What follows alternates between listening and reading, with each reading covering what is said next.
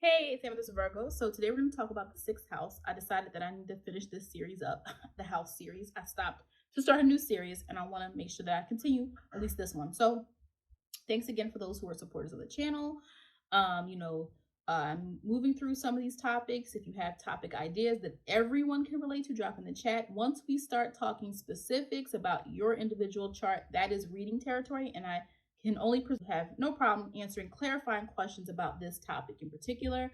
And as we know, this is a general video. Once we start getting to what your sun's at the 13th degree in Gemini in the sixth house, and it's contra-parallel this, and it's biquintile this, and it's square this, and your chart is ruled by Neptune, that I don't answer those questions. I do that in readings. In readings is when I go way more specific, way more in depth, because I have the time to do that. And this is to appeal to a wide range of people. So if something is not mentioned, it is. So it's a sixth house.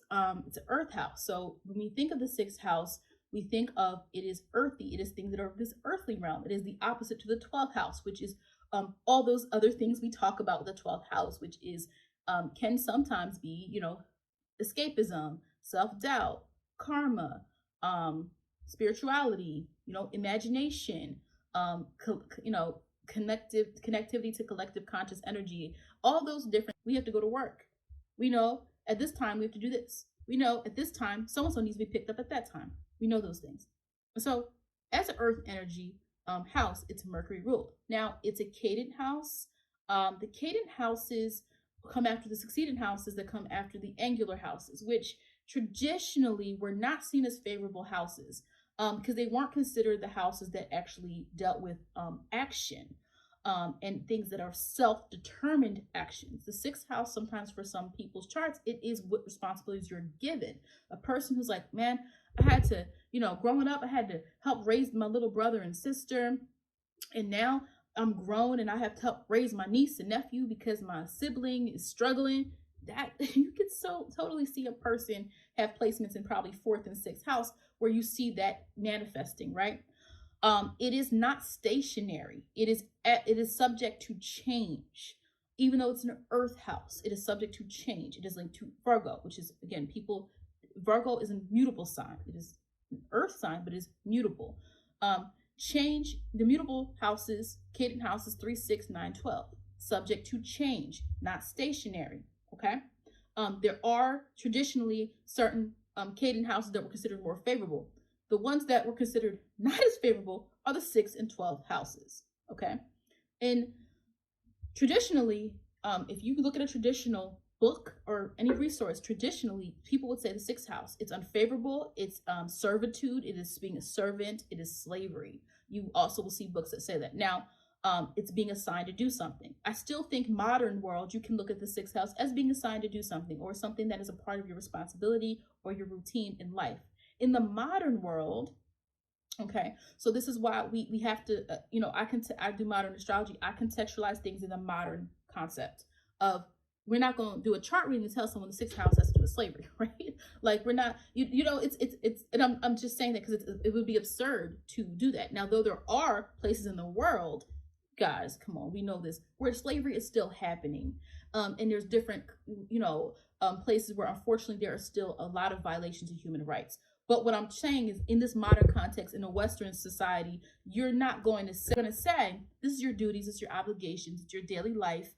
It's what you have to do. And it's also what you have to think about. Mercury is analysis. It is process. So this is where Mercury isn't just collecting information in the third house, where it's collecting and it's curious and it's gathering things up. In the sixth house, it has to make sense of things and put it into some type of order. Now, health also is in the sixth house. Traditionally, and even sometimes today, you can see health ailments through the sixth house. So sometimes I will tell folks, depending on what planets there, be careful of overworking yourself, or be careful of your mental health. Where the mental health aspect, you could, some people like to say it's the 12th house, the mental health, because you're dealing with abstract things and abstract thoughts and things of that nature. I feel like it depends on the person's chart, where you can see that. Like, where do you focus on physical health versus mental health? I think you can see an overlap there, but the sixth house can represent those health aspects as well, favorable or unfavorable. So let's jump into this. I already have videos where I talk about planets in certain houses. And so if you want to check those out, like I have the sun in the sixth house video. I have the moon through the houses. I have Pluto through the Pluto through the houses. I don't know if I have Pluto. I think I have Pluto through the signs. I don't know if Pluto through the houses. I'm gonna check. But I know I have Venus, Mars, Mercury, Saturn, Uranus, Neptune through the houses. I know I have that. So let's jump into this. The sun in the sixth house person is responsible, typically diligent. It's not just ideas, but they really like to do they like to efficiently do things in a way that's done well. You shine when it comes to how you do things, the methodology, how exact you are. You carry out tasks really well. And so you shine when it comes to breaking things down and doing things that are task oriented. You could, depending on other placements in chart, feel there could be a disconnect between other types of achievements, but typically with the sun in sixth house, that's going to be a positive indicator, of your ability to function. Now, anybody who can't, well, maybe you have a square, Mars is square, the sun is square Mars somewhere, and it causes some type of issue. Now, the moon in the sixth house, now it is a more analytical approach to emotions. It's a process. It's a person. You can't rush this person. Now, while the moon in the third house is rational moon in the sixth house, we're now thinking analytical approach to emotions. You cannot rush this person. If you're dating someone and they have moon in the sixth house, well, they need to feel comfortable. They now need to feel that you're a part of their routine. You can't just okay, so now we're together and I'm going to call you every day at this time. You need to answer. No, you cannot tell them that. You have to ease them in. So they're very much, emotions aside, internally aligned to needing a schedule. It gives them a sense of emotional security, especially if you have a person of moon and Taurus in the sixth house. Wow, they definitely need comfort and they definitely need a heads up. You cannot rush them. Emotionally, they need to feel in tune as well, most likely with their body, the sixth house of health, right? The body, interestingly enough, the health aspect is sixth, the body can be more the first, but the moon there can mean this person is influenced by even maybe moon cycles and things of that nature when the moon is in the sixth house. And so health and emotional wellness is going to be very, very important to you if you have the moon in the sixth house.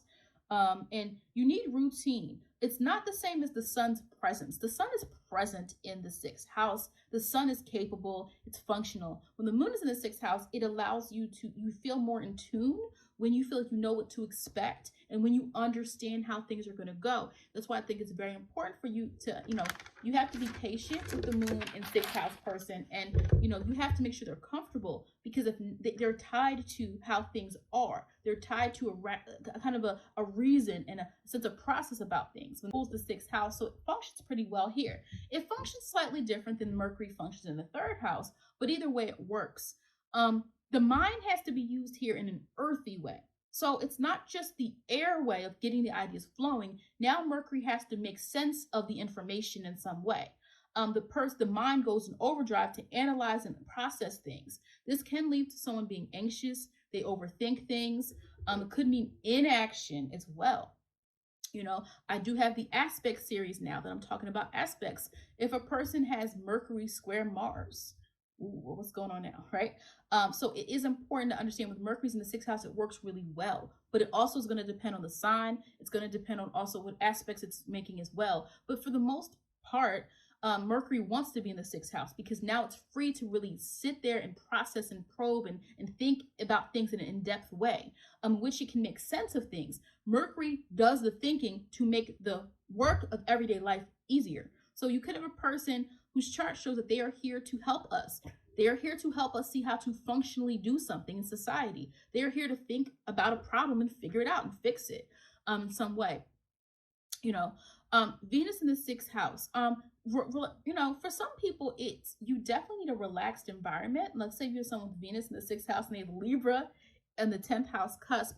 Well, wow, the midheaven is Libra. Well, they need comfort. They need to feel, you're not going to do well in very chaotic, uninspiring, drabby environments. Venus needs relaxation. It needs beauty. It needs to feel fresh.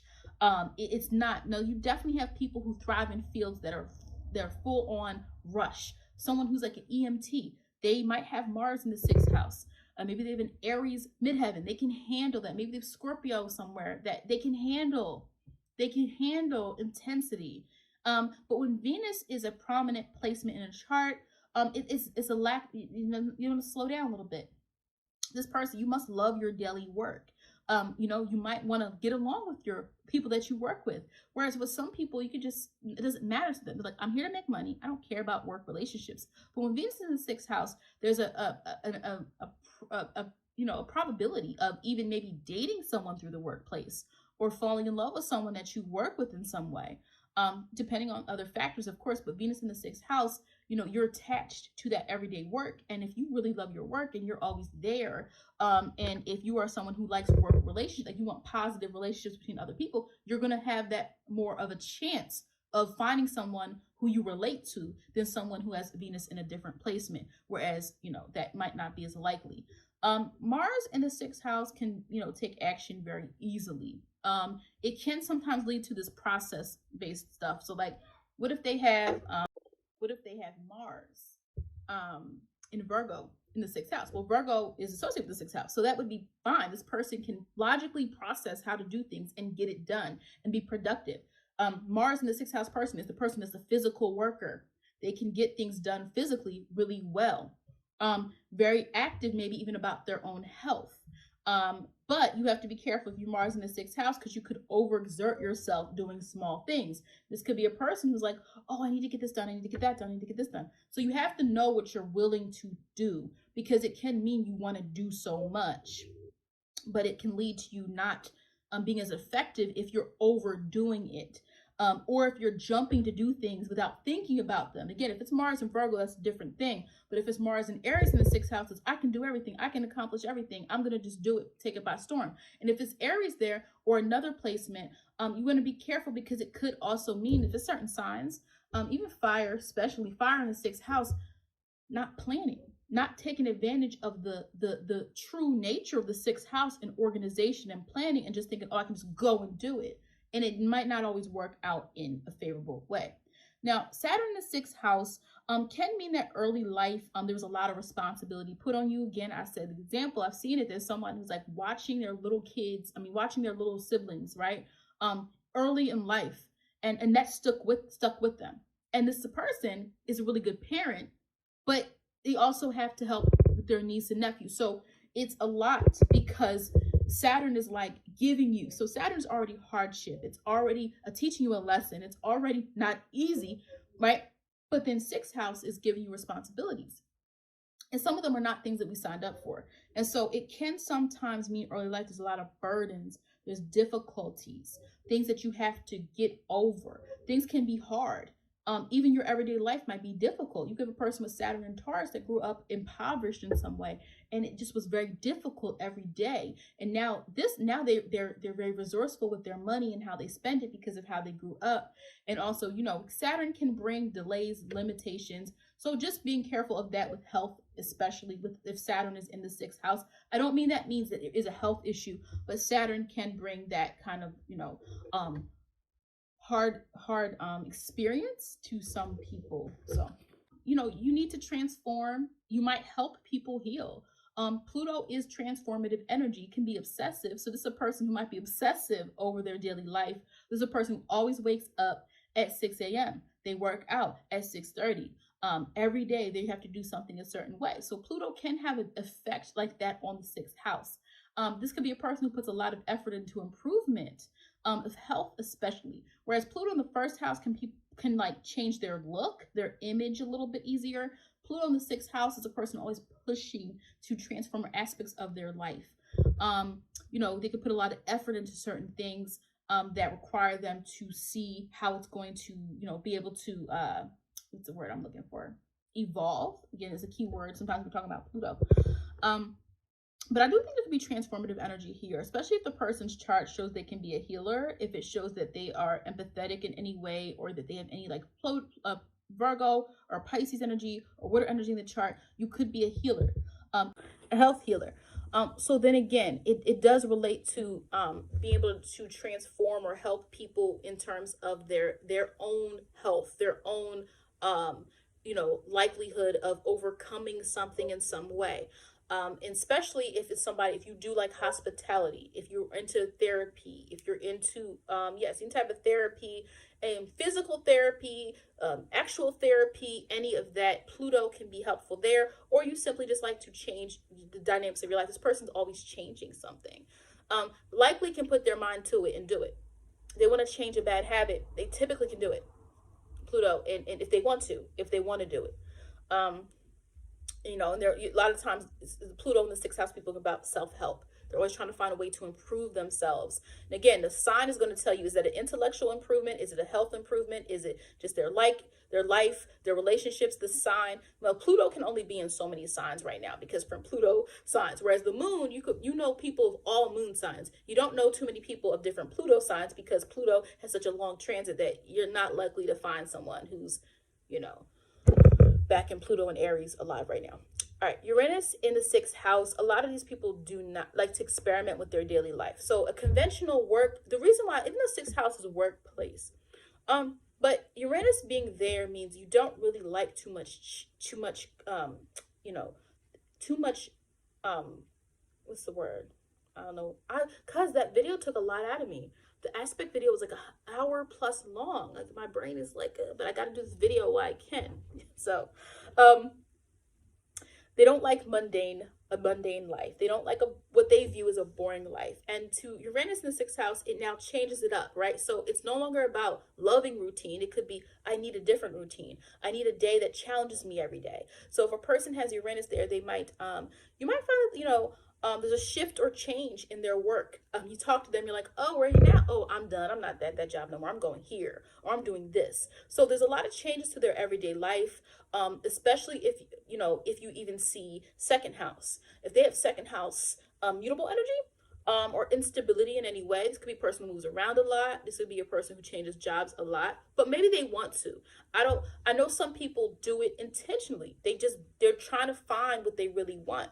And if this could be someone whose work is unique. So maybe they don't change their career or field, but their work is unique. It's like every day they might have to travel somewhere different, or every day they deal with a different client, or every day they deal with something that's not a common field. It's not a common field. It's not go to the office. They might have to report to somewhere different or go different places. Their job might be they're working with different types of ideas every day. It depends on the person's placement, but it is relief from a more serious chart. So if your chart is more serious in nature, it allows, or what you need to be a little bit more experimental. It can sometimes lead to strange health ailments. Again, I'm careful with health because again, I'm not diagnosing people based on a chart of serious things, but I just tell folks what to watch out for as a potential issue. Neptune, this is a person, again, I feel like it's very much, we look at the sixth house, we definitely can look at the service that someone is able to give. And if Neptune's in the sixth house, this person is able to heal as well as when I said the other ones, the other placements as well. The need for inspiration. You want to make something functional, but you want to inspire people at the same time. So you might be helping people. This could be a great placement for self-help. This could be, and self-help, there's different ways to heal. I'm healing you physically. Am I healing you mentally? Am I healing you spiritually? How am I healing you? And Neptune has more of that spiritualness in it. So you're going to want to every day be doing something aligned to spirituality. This could be a person who every day they do certain activities. Every day, they have a ritual they do, some type of spiritual ritual. If somebody's not just spiritual, if they're more of a religious type of person, maybe it's they pray every day. Something dealing with faith. Neptune is faith. No matter what faith you have, whatever that is, that's what it is. Very helpful to other people. The 12th house is more spiritual. But when we bring Neptune out of that 12th house and we put it in the 6th house, we're now dealing with, I'm going to help you heal in a way that is practical to your everyday life. Like a lot of people, like when you think of like a therapist and stuff like that, that's different than a spiritual healer. Where a spiritual healer might be removing karmic debt. Well, you have to do it, but you know what I mean? Like helping you heal your karmic debt because you are the only one that can do that. I can't walk over, and be like, hey, I'm gonna heal your karmic debt for you for a fee. I can't do that, right? We can't do that. But I'm saying like people can help you with that. Like if you have a karmic element to your chart, you have karmic things from the past or family things from the past that keep coming up as a part of your karma, there are people that can work with you to help heal that is what I mean. But Neptune is like, that's more spiritual. You know what I'm saying? The physical world is more like, hey, you need to cope through life. And a person that's a healer is helping you get to that. So Neptune, the sixth house, is more able to do that. Now, can you have some people in Neptune, especially certain aspects in the sixth house, disconnect from reality, disconnect from their responsibilities? Yes. So that is where, when we look at Neptune, we start to ask ourselves, does this person disconnect from reality? Or does this person face their reality, but do it in a very gentle, inspirational way?